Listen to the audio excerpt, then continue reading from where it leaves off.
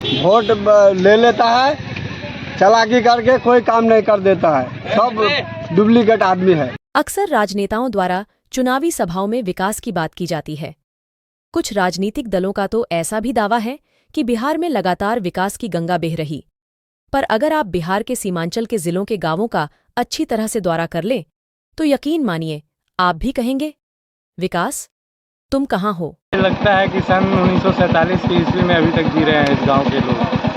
अभी भी बहुत पिछड़ा इलाका है और बहुत आश्चर्य की बात है, इस क्षेत्र से दो प्रतिनिधि होते हुए भी इसका अभी तक विकास होना बहुत दुर्भाग्यपूर्ण बात है। जी हाँ, कुछ ऐसी ही तस्वीर बिहार के किशनगंज जिले के ठाकुरगंज विधानसभा क्षेत्र के भारत नेपाल सीमा के बिल्कुल करीब बसे दल्लेगांव पंचायत में देखने को मिला, जहां आज़ादी के बाद से अब तक ग्रामीण मूलभूत सुविधाओं के लिए तरसने को मजबूर हैं। जहां इलाके में 4 लाइन की सड़क रेल परियोजना, 6 लाइन के सड़क बन रहे वही दल्लेगांव पंचायत की आधी से ज्यादा आबादी आज भी बांस के बने चचरी पुल के सहारे एक बड़े नदी को पार करने को मजबूर हो रहे ग्रामीणों की माने तो स्थानीय जनप्रतिनिधि भी इस ओर सरकार का ध्यान आकृष्ट नहीं कर पा रहे, जिसका खामियाजा नेपाल की सीमा पर बसे सैकड़ों ग्रामीणों को भुगतना पड़ रहा। हद तो इस बात की है कि रोजाना टैक्स के रूप में ग्रामीणों को चचरी पुल का भी पैसा चुकाना पड़ता है। फिर भी आज तक ना तो प्रशासन न ही जनप्रतिनिधि इस ओर ध्यान दिए। मुश्किल तो तब आती है जब एकमात्र आवागमन का सहारा बांस के बने चचरी पुल भी बारिश के वक्त बह जाते हैं। तब ग्रामीणों को नेपाल सीमा पार कर फिर अपने ही देश में जाने को मजबूर होना पड़ता है। नेपाल अलग देश होने के कारण कई सारी परेशानियों का सामना भी करना पड़ता है। अभी का तो समस्या आप देख रहे हैं, चरचरी पुल से ही आना जाना होता है। बाकी जब बरसात आती है उस टाइम समझ लीजिए कि हम लोग का कोई संपर्क कहीं से, डिलीवरी पेशेंट हो चाहे कोई इमरजेंसी पेशेंट हो, उसका दम तोड़ना ही बस उपाय है, दूसरा कोई उपाय नहीं है। जिस दिन फ्लड हो जाता है तो उस टाइम समझिए कि हम लोग का मरना जीना हम लोग के साथ ही है। कितने लोग रहते होंगे, कितने घर होंगे उस पार में 3 गांव है, बड़ा बड़ा भवानीगंज, तेलीभिटा, दल्ले गांव, बड़ा बड़ा गांव है। कम से कम एक गांव में लगभग 1200-1400 परिवार है एक गांव में। तेलीभिटा में जैसे हो गया तो आप लोग मजबूर हैं क्या इस तरह? बहुत सारी मजबूरियां हम लोग के साथ। तो कोई विधायक सांसद यहाँ पे सरकार के द्वारा कोई फंड इस पुल को बनाने के लिए? कुछ भी नहीं, आज तक कोई बस दिलासा ही देते जा रहा है, जो भी आता है समय पे वही इलेक्शन के टाइम में, बाकी और कोई संपर्क नहीं। क्या नाम हुआ चाचा आपका? मेरा नाम अब्दुल गफूर।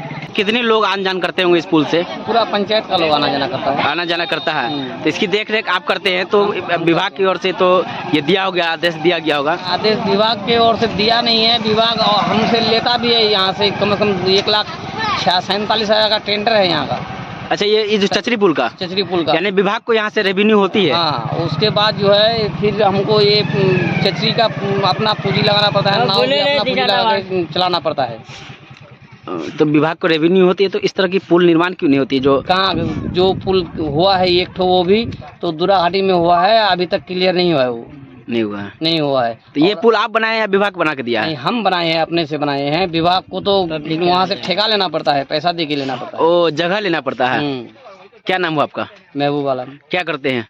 यही घाट उट चलाते हैं, खेती करते हैं। अच्छा, कहाँ घर हुआ आपका? दल्लेगांव। वोट ले लेता है, चालाकी करके कोई काम नहीं कर देता है, सब डुप्लीकेट आदमी है। अच्छा, इस नदी पर कितनी दूर पर पुल है? पुल है कहीं पक्का का पुल है?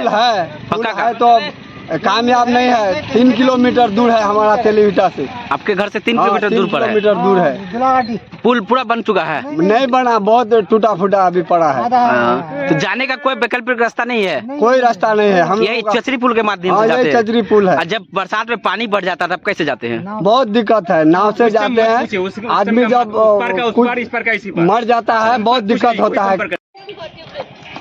अच्छा, कहाँ से आ रहे हैं? तेलीभिटा से। कैसे आते हैं उधर से?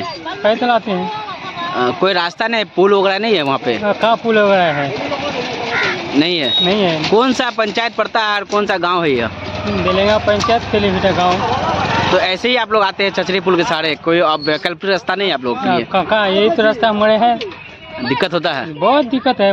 दिक्कत नहीं होता है। कोई मेडिकल सुविधा उस पार यहाँ आने जाने में? एम्बुलेंस जाती है? नहीं जाती है। कोई गाड़ी नहीं जाता। कौन सा प्रखंड में रहते हैं आप लोग? बेरसा में तो बहुत तकलीफ है। अभी तो चचरी पुल है ना, अब बेरसा में तो बहुत तकलीफ होता है हम लोगों को। अच्छा, बरसात में दिक्कत होती है? बहुत दिक्कत। क्या नाम हुआ आपका? नूर आलम।